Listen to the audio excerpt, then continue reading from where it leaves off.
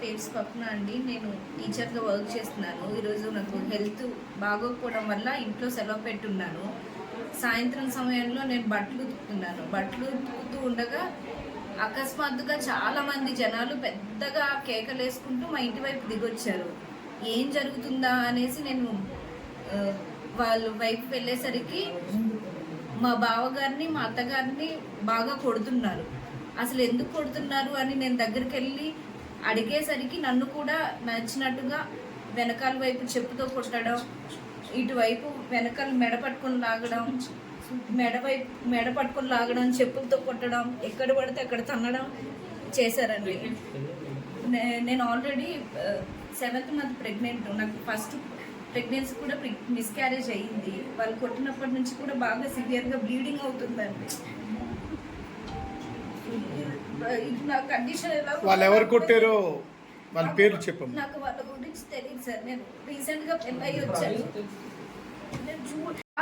ఆపుతున్న దాని మీద కాన్సన్ట్రేషన్ చేశాను, కానీ వెనకాల నుంచి వచ్చి విపరీతంగా కొట్టడం, తన్నడం, చెప్పులతో కొట్టడం, రాళ్ళు మా మీద విసరడం, బయట చెప్పుల స్టాండ్ ఉంటే చెప్పుల స్టాండ్ కూడా మా మీద విసరడం, చాలా రకాలుగా ఇబ్బంది పెట్టారండి.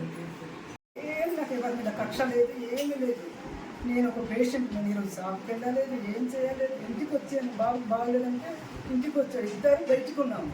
అంత జనాలు అరుసుకొని వెళ్తుంటే నేను ఎవరో ధర్నాలు వాడనుకుని మేము బయటకు ఉన్నాము. ఇక్కడ ఎవరు లేరు.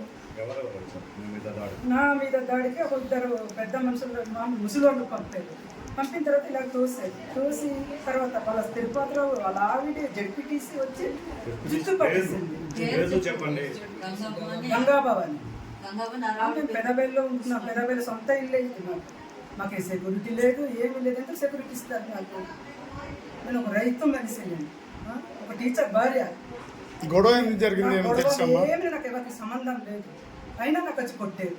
నా కొడుకు కొట్టారు, నా కోడలు కొట్టారు. నాకు కొంత చంపేస్తే బాగుంటుంది, కానీ నాకు ప్రెగ్నెంట్ ఉన్నప్పుడు కోడలికి కొట్టారు.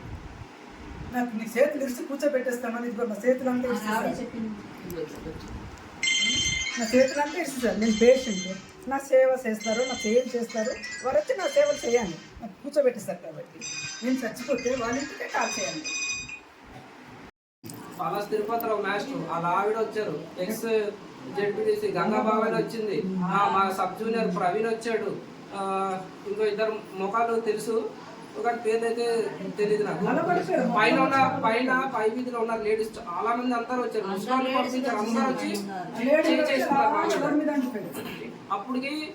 అప్పటికి ఎందుకు కొడుతున్నారని అడిగే ఛాన్స్ కూడా మాకు ఇవ్వలేదు. ప్రెగ్నెంట్ లేడీని చూడడం కూడా వెనకాల నుండి తల్లేశారు. అసలు వాళ్ళు ఒక టీచర్ వృత్తిలో ఉంచుకొని అతను చేసే ఈ ధర్నాలు ఏంటో నాకు అసలు అర్థం కాదు. ఒక టీచర్ వృత్తిలో ఉండి పిల్లలకి ఎలా పడాలని చెప్పాలి, కానీ ఇలా ర్యాలీలు చేసి జనాలు చెప్పడానికి చేసాం. మా మీద ఎందుకు అంత కక్ష కట్టేసిందో మాకు ఇప్పటికీ మాకైతే తెలియదు. అసలు మీరే ఒకసారి అర్థం చేసుకోండి. ఇలాంటి వాళ్ళు టీచర్ వృత్తికి వాళ్ళు పనికి వస్తారా లేదా అనేది. మేమేం తప్పు చేసాం? పుట్టబోయే బిడ్డ ఆడేం తప్పు చేశాడు? ఎందుకు మా మీద ఇంత కక్ష కట్టుకున్నారో మాకైతే అసలు తెలీదు. చంపేస్తే ఒకేసారి చంపేయండి, కానీ ఇలా రోజు మీ అమ్మకి మీ నాన్నకి కాలు ఇరిపేస్తాం, చెయ్యి ఇరిపేస్తామని అరుచుకొని రావడం ఎందుకు? మళ్ళీ ఇంత ఎందుకు? ఒకేసారి వాళ్ళ ఇంటికి వెళ్ళిపోతాం. చంపేయండి, అక్కడే పూడ్చిపెట్టండి, మాకేం బాధ లేదు. జరిగిన తర్వాత కూడా పోలీసులు చాలా లేట్గా వచ్చారు. మాకు ఇప్పుడు రక్షణ కావాలి, వాళ్ళ నుండి మాకు రక్షణ కావాలి.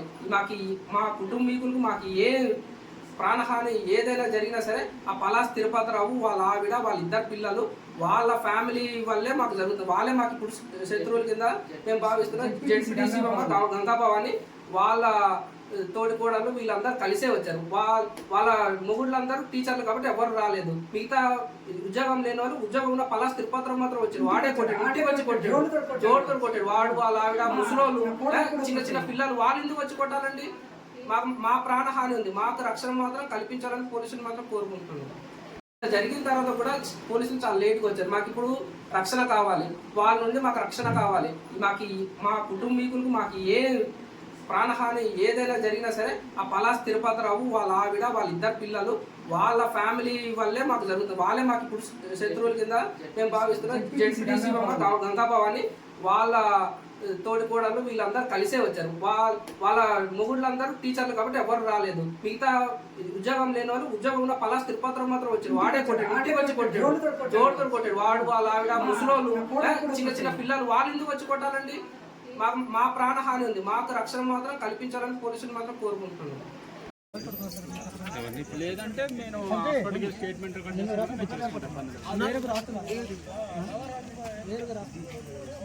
రానివ్వండి, ఏం కాబరలేదు.